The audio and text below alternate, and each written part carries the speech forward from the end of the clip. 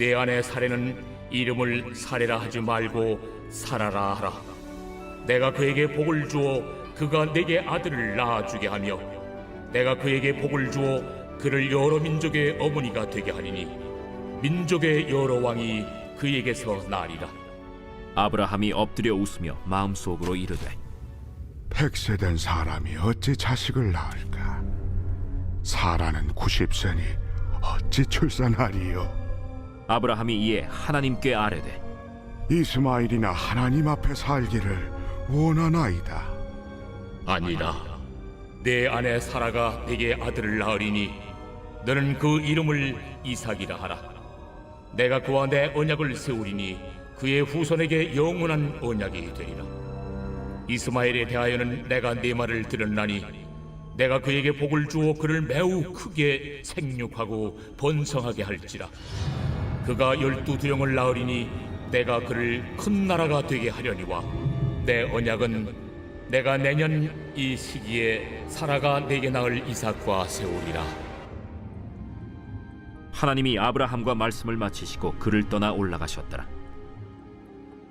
이에 아브라함이 하나님이 자기에게 말씀하신 대로 이날에 그 아들 이스마엘과 집에서 태어난 모든 자와 돈으로 산 모든 자 곧 아브라함의 집사람 중 모든 남자를 데려다가 그 포피를 베었으니 아브라함이 그의 포피를 벤 때는 99세였고 그의 아들 이스마엘이 그의 포피를 벤 때는 13세였더라. 그날에 아브라함과 그 아들 이스마엘이 할례를 받았고 그 집의 모든 남자 곧 집에서 태어난 자와 돈으로 이방 사람에게서 사온 자가 다 그와 함께 할례를 받았더라. 여러분, 아브라함이 하나님의 약속을 받았음에도 불구하고 그가 가지고 있는 오해가 하나 있었는데, 그것은 그 하나님의 언약, 하나님의 약속이 자신을 통해서만 이루어질 것이라는 그런 오해였습니다. 그래서 하나님의 말씀하시는 바가 자신의 씨를 통해서만 성취되면 된다라고 생각했기 때문에 아내가 사례가 아니어도, 즉 사례의 몸에서 통해서 난 아들이 아닐지라도 괜찮다라고 생각했던 거죠. 그런데 하나님은 반드시 뭐라고 말씀하셨어요? 아니다, 너의 아내 사라를 통해서 오는 그 씨여야만 큰 민족을 이루고 또 바다의 모래알과 같이 하늘의 별과 같이 큰 백성을 이룰 것이라고 말씀하심으로 아브라함이 가지고 있었던 그 오해, 잘못된 오해에 대해서 하나님이 종지부를 찍으시는 말씀이 오늘 말씀이에요. 여러분, 우리가 하나님의 말씀을 기억하고 약속하신 것, 우리가 기억하고 있는 것 너무 중요하지만 우리에게도 때론 그런 오해가 없는지 우리는 분명히 알아야 합니다. 그냥 나만의 생각으로 그냥 그렇게 믿습니다 하고 있는 부분들은 없는지, 아니면 오늘 하나님께서 아브라함과 그리고 사라 이 둘에게 주신 공동적인 비전임에도 불구하고 나 혼자만의 비전으로 착각하고 있는 부분들은 없는지 우리는 하나님의 약속에 있어서 살펴보아야 합니다. 그래서 하나님이 아브라함의 이름만 바꿔주신 게 아니라 오늘 누구의 이름도 함께 바꾸어 주십니까? 아내 사라의 이름도 열국의 어머니란 뜻의 사라로 함께 바꾸어 주시는 것들을 봅니다. 그래서 사라가 낳는 아들을 통해서 하나님은 분명히 하나님의 언약을 세워 가실 것을 오늘 우리에게 말씀하고 있는 거죠. 그래서 사라뿐만 아니라 아브라함과 더불어 그는 열방의 아버지로, 또 사라는 열방의 어머니로 존경받을 수 있는 사람으로 하나님께서 세워주셨어요. 그들은 평범한 사람들에 지나지 않았지만 하나님께서는 그들을 열방의 아비와 열방의 어미로 설 수 있도록, 또 많은 사람들에게 귀감이 될 수 있는 사람들로 세워주셨다라는 사실이죠. 여러분, 이처럼 하나님께 택함 받는 것 자체가 얼마나 존귀한 자에 들어가는지 우리는 알아야 합니다. 우리가 직분을 받는 것도 중요하지만 성도라는 이름을 갖는 것, 그리스도인이라는 새로운 이름을 갖는 것이 얼마나 귀하고 놀라운 일인지 우리는 분명히 알 수 있다라는 거죠. 우리도 죄인이었지만 하나님께서 우리를 주권적으로 택하여 주셔서 우리가 무엇이 되었습니까? 하나님의 존귀한 자가 되었다라는 사실입니다. 여러분, 17절에 보면 사라에 대한 하나님의 말씀을 아브라함은 어떻게 생각했습니까? 그럼에도 불구하고 그는 계속 하나님을 믿지 못하고 있었던 것을 보게 되어집니다.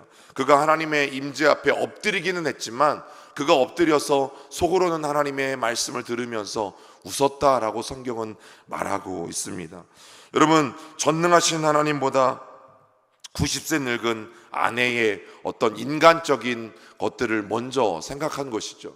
여러분, 요즘도 생물학적으로 90세의 아이를 낳는 것은 어려운 일 아니겠습니까? 당시에도 마찬가지였습니다. 아브라함은 하나님의 음성을 듣고는 있지만 어떻게 그런 일이 우리의 삶 속에 일어날 수 있을까? 또 내 아내에게 일어날 수 있을까? 속으로는 비웃고 있었고 또 신뢰하지 못하고 있었고 열방의 아버지로서 사실은 합당한 태도를 보이고 있지 않았다라는 겁니다. 그런데 하나님이 어떻게 하세요? 그 전능하신 하나님께서 그 안에 이루신 계획을 끝까지 완성하고 계신다라는 사실이죠. 아브라함의 불신의 웃음을 결국에는 감격의 웃음으로 바꾸어 주셨다라는 거죠. 여러분, 아브라함이 이 하나님의 말씀을 듣고 웃었기 때문에 그 아들의 이름이 무엇이 된 것입니까? 웃음이 된 것입니다. 물론 그 첫 번째 아브라함의 웃음의 의미는 비웃음 그리고 헛웃음의 의미였지만 두 번째 하나님이 이삭이라고 지어준 웃음의 의미는 기쁨과 환희의 웃음이 되었던 것을 우리는 성경을 통해서 확인합니다. 여러분, 하나님은 우리가 가지고 있는 이런 현실적인 생각들, 여러분, 세상을 살다 보니까, 현실을 살다 보니까 우리도 동일하게 예수를 믿으면서 어떻게 그런 일들이 가능할까라고 생각되어지는 부분들이 있죠. 어떻게 기적이라는 게 일어날까라는 부분들을 우리가 늘 생각하면서 살아갑니다. 그런데 그런 우리를 향해서 하나님은 아브라함의 생각을 단호하게 바로 잡으실 뿐만 아니라 오늘 저와 여러분들의 생각도 바로 잡길 원하시는 것이죠. 아니다, 90이 무엇이 중요하냐? 사라가 아이를 낳을 것이다. 그래서 그의 이름을 웃음, 여러분, 엎드려서 혼자 웃는 웃음을 사람이라면 볼 수 없잖아요. 그런데 하나님은 여전히 아브라함이 믿지 못하고 있는 것을 다 보고 계신 것이죠. 그런데 너무나 감사한 게 무엇인 줄 아세요? 하나님은 아브라함이 믿을 때까지 끝까지 설득하시고 끝까지 기다리시고 끝까지 말씀해 주신다라는 사실이죠. 여러분, 성경은 이것을 믿음이라고 불러요. 우리가 믿습니다 하는 걸 믿음이라고 부르는 것이 아니라 아브라함에게 믿음이 어떻게 시작했는 줄 아십니까? 아브라함이 처음부터 하나님을 믿지 않았어요. 그리고 믿지 못했죠. 그런데 하나님께서 끝없이 환경을 던져주시고 기근을 던져주시고 때로는 애굽에 내려가게 하시고 바로의 집에 거하게 하시고 수많은 사건들을 던져주시면서 내가 여기 살아있어, 내가 여기 존재하고 있어, 내가 여기 너에게 말하고 있어, 그리고 내가 너를 인도하고 있어, 끊임없이 아브라함을 설득하셨어요. 그리고 결국에는 아브라함이 하나님이 계신 그 존재에 대해서 인식하기 시작했고 믿기 시작했어요. 성경은 이것을 믿음이라고 이야기합니다. 그래서 믿음은 우리의 공로가 아무것도 없어요.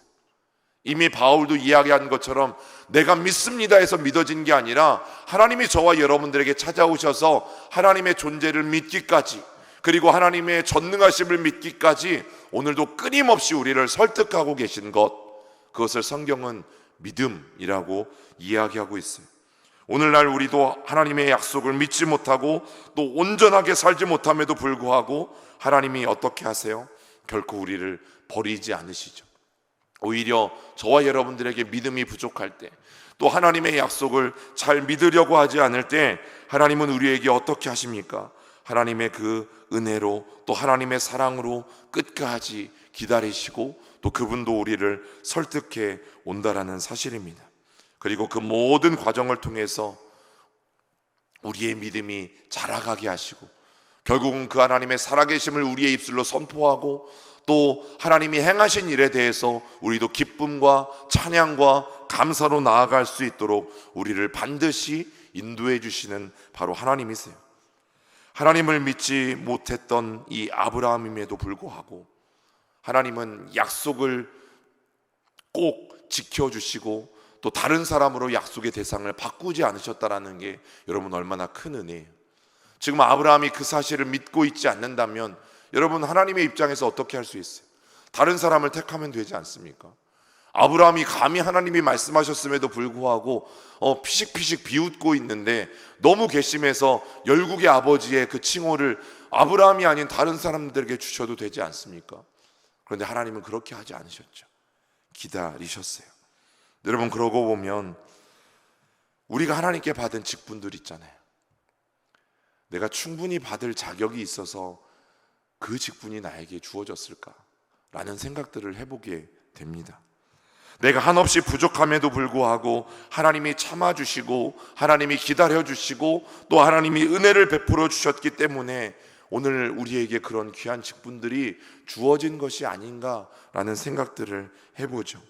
여러분, 하나님의 은혜로 내가 직분을 받았다는 것을 깨닫는다면 사실 받은 사람은 부족함에도 불구하고 그 직분을 주신 것이 감사할 뿐이고 그게 자랑거리가 될 수는 없는 거죠. 그러나 못 받았다 할지라도 여러분, 그 부분들이 서운하진 않을 것이라는 생각들을 해봐요. 여러분, 교회 안에서 때로는 내 직분이 조금 잘못 불려질 때도 있죠. 권사님인데 집사라고 하든가 장로님인데 집사님이라고 하든가. 제가 백운교회 지금 이제 오늘 31일이잖아요. 이제 딱 10년이 넘은 그런 해가 되어지는데 아직도 저를 바라보시면서 윤석총 목사님이라고 못하시는 분이 있어요. 제가 분명히 말씀드리는 건데 그분은 제 이름을 몰라요. 그래서 다만 키 큰 목사님, 그래도 키가 큰 걸로 기억해 주시니 얼마나 감사해요. 그런데 감사한 게 뭔지 알아요? 서운하지 않아요. 여러분, 그게 뭐가 중요해요? 목사인데 뭐 헷갈리실 수도 있고 이름을 모르실 수도 있고 그래서 그냥 키 큰 목사님이죠. 교회에 전화하셔서 윤석종 목사입니다 이러면 키 큰 목사님이죠. 모르셔도 상관없어요. 그게 뭐가 중요해요? 아무리 교단에서 인정하는 모든 시험을 통과하고 또 모든 과정을 거쳐서 제가 목사라는 어떤 자격을 얻었다 한들 여러분, 하나님 앞에서 얼마나 부족한 존재인지 날마다 깨달으면서 살아가고 있어요. 한 번은 어느 교회 임직식 때 그런 일도 있었어요. 아내가 그것도 많은 사람들 앞에서 하는 말이 우리 남편은 안수 집사 되기 충분하다고. 저는 그 얘기를 듣고 깜짝 놀랐어요. 그럼 집에서 부부가 그냥 조용히 했을 법한 이야기를 사람들 앞에서 우리 남편은, 내 남편은 뭐뭐가 되기에 충분하다고. 저는 그 이야기를 듣고 너무 깜짝 놀랐어요. 속으로 무슨 생각을 한 줄 아세요? 그 사람에게도 큰 문제다. 그리고 그가 섬기게 될 교회 안에도 어쩌면 큰 문제가 되겠다. 여러분, 좋은 교회, 건강한 교회는 내가 부족한데 하나님이 나에게 목사라는 직분을 주셨구나. 목사라는 이런 직함을 주셨구나. 하나님이 내가 부족함에도 불구하고 나를 끝까지 참아주시고 인내해 주시고 나에게 이러한 귀한 직분을 주셨구나. 그러니 내가 이 귀한 직분을 잘 감당해야겠다. 이런 직분자가 많은 교회는 행복한 교회가 되고 건강한 교회가 되는 거예요. 그런데 그렇게 생각하지 못하고 그거 되기에 충분하다고, 그 직분 받기에 우리 남편은 충분하다고, 그 직분 받기에 나는 충분하다고 생각한다면 여러분, 그 교회는 저는 심히 힘들어질 것이라고 생각되어져요. 하나님은 이스마엘에게도 복을 주시는 것들을 보게 되어지고 야곱에게만 12지파가 주어지는 것이 아니라 여러분, 이스마엘에게도 12두령들을 약속하시는 것들을 보게 되어집니다. 비록 이스마엘의 출생이 아브라함과 사라를 통해서 난 것은 아니지만, 그리고 하나님을 신뢰하지 못한 결과였지만 그들에게도 긍휼과 자비를 베풀고 있다라는 사실이죠. 여러분, 하나님의 긍휼과 자비는 오늘 하나님을 믿는 백성들뿐만 아니라 하나님이 누구를 사랑하셨어요? 세상을 이처럼 사랑하사. 그리스도의 생명은 우리들을 위해서도 주어진 것이지만 이 세상의 나머지 모든 사람들을 위해서도 주어졌다라는 사실을 우리는 기억하셔야 합니다. 그러면서 아브라함은 이제 하나님이 말씀하신 대로 어떻게 해요? 그의 모든 집에 다시 한번 할례를 행하는 것들을 보게 되어집니다. 여러분, 이 의미가 무엇인지 아세요? 아브라함이 의심을 거둔 거예요. 아브라함이 자기 안에 있는 웃음을 거둔 거예요.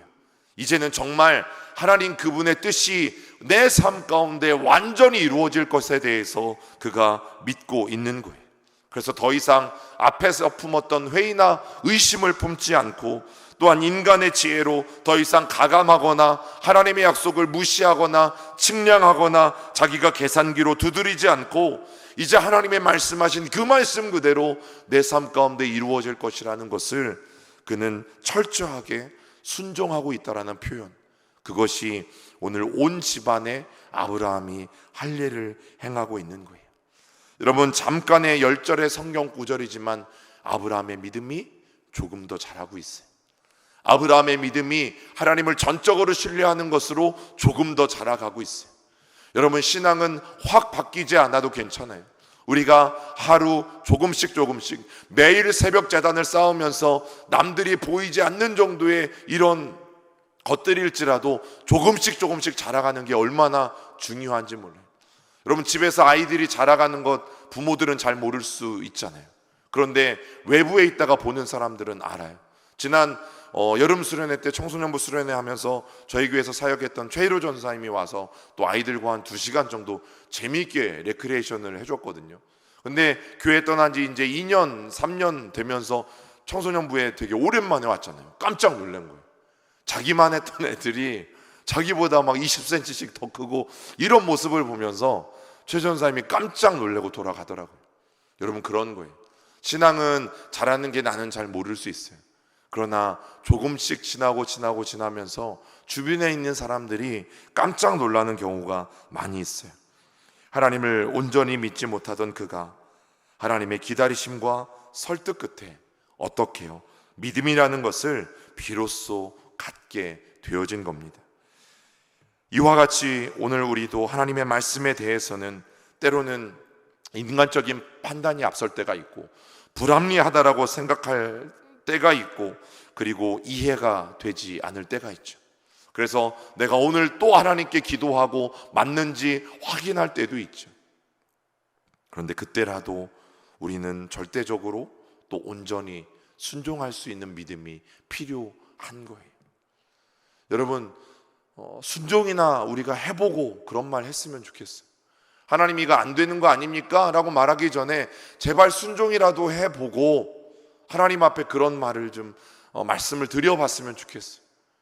내가 기도도 안 해보고 하나님 이거 안 되는 것 아닙니까? 라고 말하는 것이 아니라 제발 움직여라도 보고 그렇게 하나님 앞에 나아갔으면 좋겠어요. 여러분, 하나님이 얼마나 신실하신 줄 아세요? 이스라엘 백성들이 출애굽을 하고 광야에 나가서 먹을 것이 없다고 불평했음에도 불구하고 만나를 주셨어요.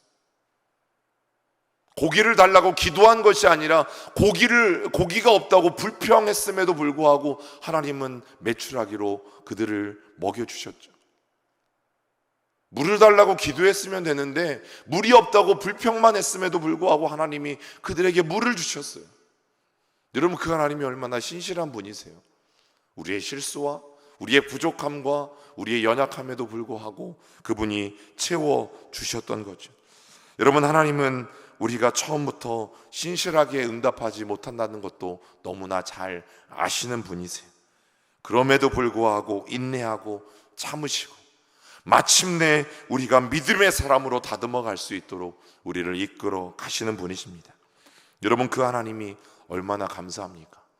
나에게 끝까지 참으시고 나에게 끝까지 인내하시고 하나님 앞에 불평불만을 토로할 때도 하나님은 오히려 나에게 그것들을 허락해 주시고, 그러니 지금 우리의 부족함과 연약함이 있다면 우리가 그것들에게 위축되어지지 말고 오늘 다시 한번 나는 전능하신 하나님이라, 나는 전능하니 너희가 내 앞에서 행하여 완전하라고 아브라함에게 하셨던 이 말씀을 다시 한번 나에게 주신 그 말씀으로 붙잡고 전능하신 그 하나님의 능력으로 또 그분이 계획하신 그 일을 이루어 가실 것이라는 것을 우리가 분명히 신뢰하면서 오늘 이 하루도 감사와 오직 믿음으로 그 하나님의 말씀에 순종할 수 있기를 간절히 소망합니다.